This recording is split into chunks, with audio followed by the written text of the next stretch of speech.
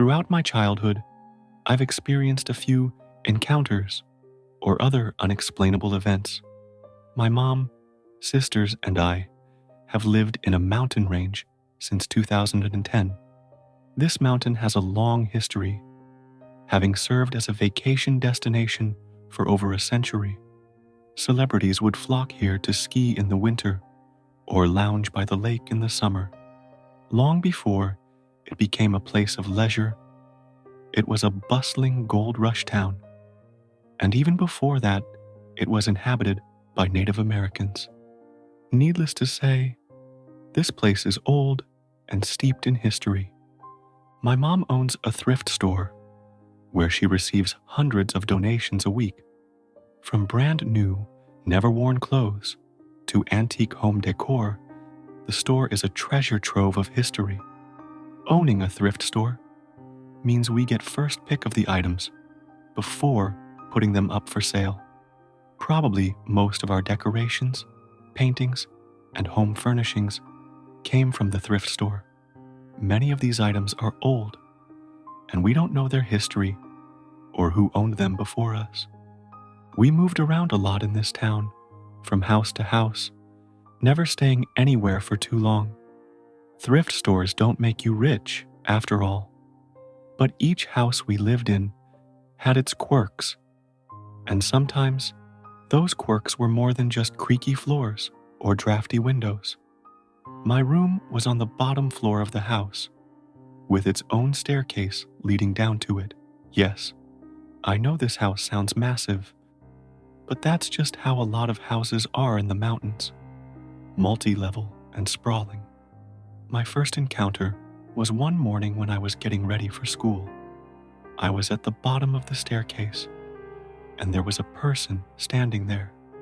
In broad daylight, I couldn't see any features or even tell you what they were wearing. It was just a dark figure standing there, silently. I was fully awake, looking right at it. Just as quickly as it appeared, it vanished. No explanation.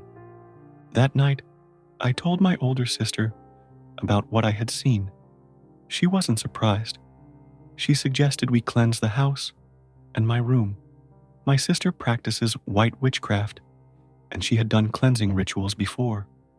We did a cleansing spell, and as soon as the spell was done, I got a bloody nose. I'm not saying that was related, but it was one hell of a scary coincidence for a 14-year-old boy. Over the next few months, my family and I would experience other strange occurrences in the house. Incoherent whispering, sounds like someone was moving around the house when everyone was in bed, and the unmistakable smell of cigar smoke, despite the fact that none of us smoked. Our closest neighbor was far away on this backwoods mountain road, so the source of these phenomena was a mystery. We eventually moved to a new house, where we lived for 5 years, but the strange occurrences didn't stop. In that house, I witnessed glass cups randomly exploding into small shards all over the place. Doors would open and close by themselves, and cups of water would seemingly leap into the air only to crash down on the floor. This was when I started to believe that it wasn't the houses that were haunted, but rather something we had brought with us. Some item from the thrift store seemed to carry a dark history of its own. In 2021, when I was 21, I moved out to the city and got an apartment with my older sister, leaving my mom and younger sister behind.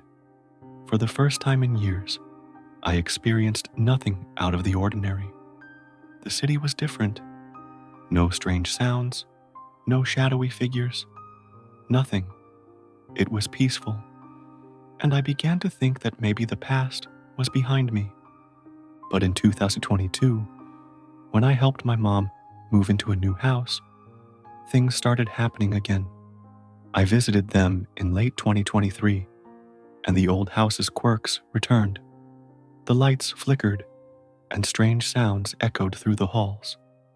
These were things you could easily attribute to an old house, but not what happened next. My mom and I were talking in the kitchen when we watched, in stunned silence, as items from an open pantry shelf flew across the room. If my mom hadn't witnessed it with her own eyes, I doubt she would have believed me.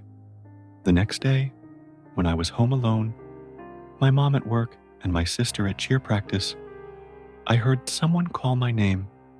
The voice was loud and clear, coming from inside the house. I have no explanation for what I heard. In early 2024, I visited them again. I was staying in the guest room, scrolling through my phone at 3 a.m. before bed. Suddenly, the closed door swung open. I watched, frozen in place, as it opened on its own. I waited for a minute or two, and then I heard knocking on the door. The knocking was sporadic, not a consistent rhythm, but it continued for 15 to 20 minutes.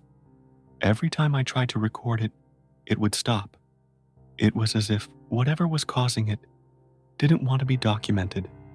Finally, exhausted and unnerved, I politely asked it to stop so I could sleep, and it did. By now, I was convinced that something my mom brought home from her thrift store was the source of these disturbances. Whatever is attached to this object has followed us from house to house, making its presence known in subtle and sometimes not so subtle ways. The question is, what could it be? We have so many old items, chests, lamps, paintings, and countless other pieces of decor that it's impossible to pinpoint what might be causing the disturbances. All I know is that it has never directly tried to hurt us, and for that, I'm grateful. But the not knowing is what keeps me up at night. Is it a piece of furniture, a painting, or some small trinket? What history does this object carry with it? Who owned it before us? And what happened to them? My mom's thrift store is a repository of forgotten histories, each item with its own past, its own story. Perhaps, among these countless artifacts, there lies something that carries more than just a story, something that carries a presence. A few weeks after my last visit, I received a call from my mom. She sounded anxious, but not surprised. She had experienced something strange again. This time, it was in her bedroom. She woke up in the middle of the night to the sound of her dresser drawer opening and closing by itself. She watched as it slid open, then shut over and over. When she tried to get out of bed, she felt a heavy pressure on her chest, like someone was sitting on her. But when she managed to turn on the light, the sensation disappeared, and the drawer stayed shut. My mom was no stranger to these kinds of occurrences by now, but this was the first time it had physically affected her. She told me she was thinking of getting rid of some of the older items in the house, just to see if it would make a difference. But how do you choose what to get rid of when you don't know what's causing the problem? In the end, she decided to go through each item, one by one, trying to feel if anything seemed out of place or gave her a strange feeling. It was a daunting task, but she was determined to do it. As for me, I've decided to keep my distance for a while. I don't want to provoke whatever it is that seems to follow us. Even now, as I sit in my quiet city apartment, the memories of those encounters haunt me. The dark figure at the bottom of the stairs, the flying pantry items, the sporadic knocking, all of it seems too strange to be real, yet I know it happened.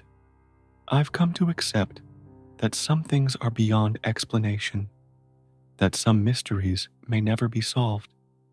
I don't know if we'll ever find the object that's causing all of this, or if it will continue to follow us from place to place. All I know is that it's part of our lives now, an unseen presence that we've learned to live with. It hasn't hurt us, and for that, I'm thankful. But the fear of the unknown, of what might happen next, is something that will always linger in the back of my mind. For now, life goes on. My mom still runs her thrift store, still brings home old items with unknown histories, and I still visit her, though with a bit more caution than before.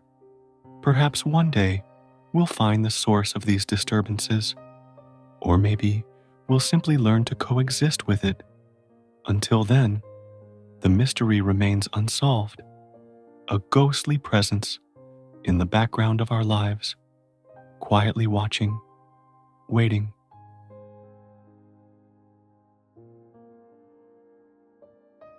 When I was a child, around 5 years old, I remember our neighbor, a kind man in his late 40s or early 50s. He lived alone, but was always friendly, the type of person who would smile and wave whenever he saw me playing outside. My memories of him are faint, the kind that blur with time, but his warmth left an impression on me. When I was about 8, everything changed. The man passed away suddenly, right there in his kitchen. I was too young to understand the details, and the adults in my life didn't share much, probably to shield me from the harsh reality. All I knew was that he had died, alone, and his body wasn't found until a day or two later. The image of his lonely passing stayed with me, even if I didn't fully grasp what had happened. A few months after his death, my aunt moved into the house next door with my cousin, who was about 5 or 6 at the time. The house, once a place of warmth, seemed different now, but at first everything appeared normal. My aunt settled in, arranging furniture and making the house their own. For a while, nothing seemed out of the ordinary, except for occasional oddities, like objects falling off shelves for no apparent reason. We brushed it off as nothing more than the quirks of an old house. But as time went on, stranger things began to happen. After the COVID-19 lockdowns, my aunt's fiancé moved in with them. I spent a lot of time at their house, playing with my cousin, and that's when things started to feel different.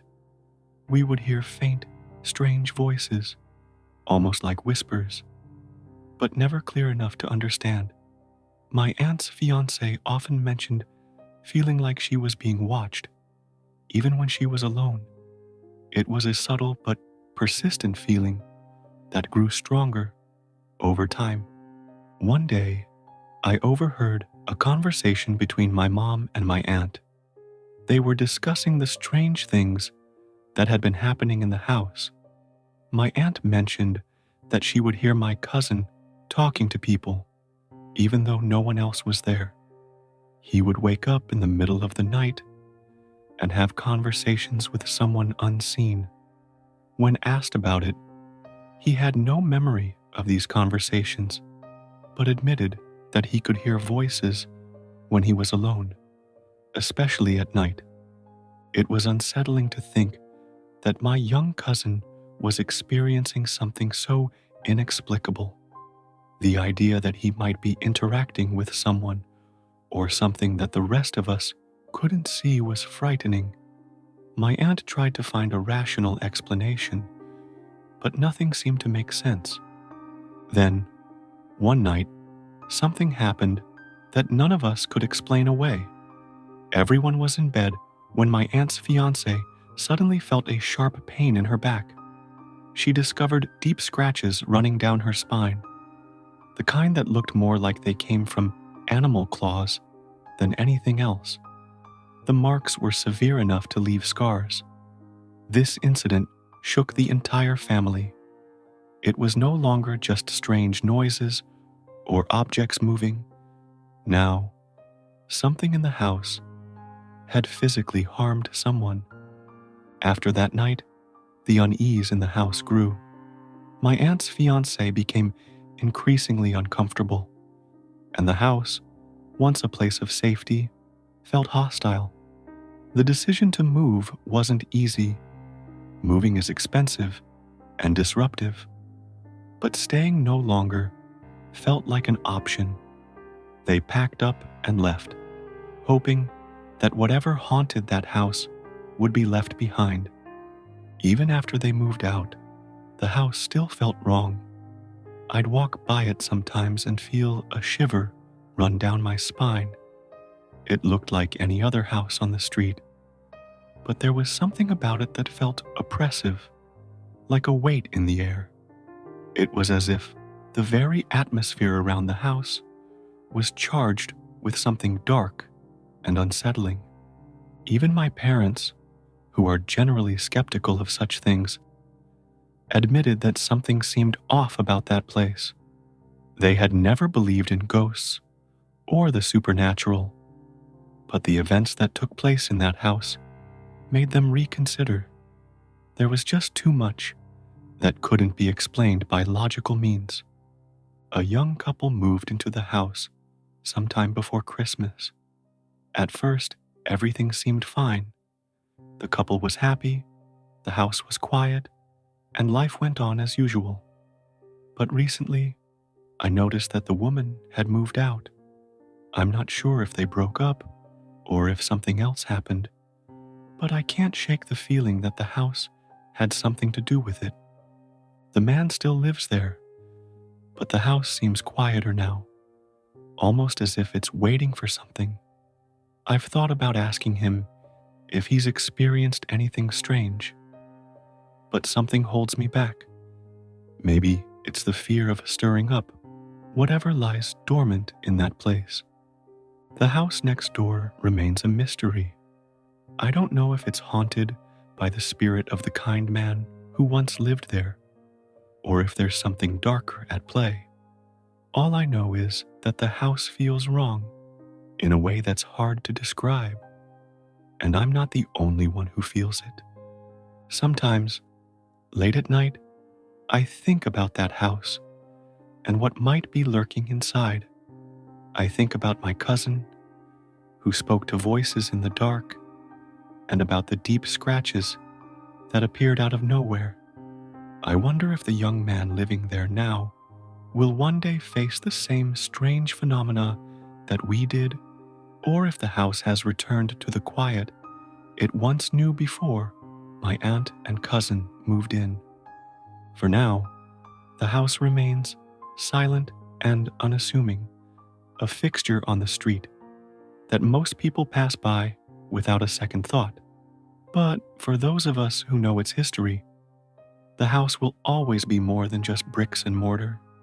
It will be a place of unease, a reminder that not everything in this world can be explained. I've always believed in the paranormal, though my skeptical side often tries to dismiss the strange things I've witnessed. Despite that inner conflict, there's no denying the countless inexplicable events I've experienced, all tied to the places I've lived. It seems like wherever I go, something strange follows me, as if an unseen presence has attached itself to me, refusing to let go. One of the most unnerving experiences happened when I was living in a very old house. The place had a certain heaviness to it, with creaky floors and an atmosphere that felt charged with something I couldn't quite name. One evening, I saw something that still sends chills down my spine. Two figures of black-eyed boys, standing silently in the shadows. Their legs seemed partially exposed, as if they were fading in and out of existence. They didn't move or speak. They just stared at me with those black, empty eyes. I was paralyzed with fear, unable to process what I was seeing. After what felt like an eternity, they vanished, leaving me questioning my sanity. I thought that moving out of that house would bring some relief. But the strange occurrences didn't end there. After leaving that unsettling home, I moved in with my parents to my grandmother's house. The place was ancient, so old that pieces of the roof would sometimes fall off. While the lower part of the house had been renovated, the upper level, where my parents and I slept, remained in its original, creaky state. The upper floor had a long, tiled corridor lined with windows that looked out onto the roof and the rest of the house. This corridor terrified me. Every time I walked down it alone, I felt like something was right behind me, following my every step. I would hear footsteps that weren't mine, but whenever I turned around, there was nothing there. The sensation was so intense, so real, that even now, when I visit my grandmother's house during vacations, I still feel that presence lurking behind me. One day, when I was about 10 years old, I was walking down that dreaded hallway. As I passed by one of the windows, I glanced outside and saw something that made my blood run cold.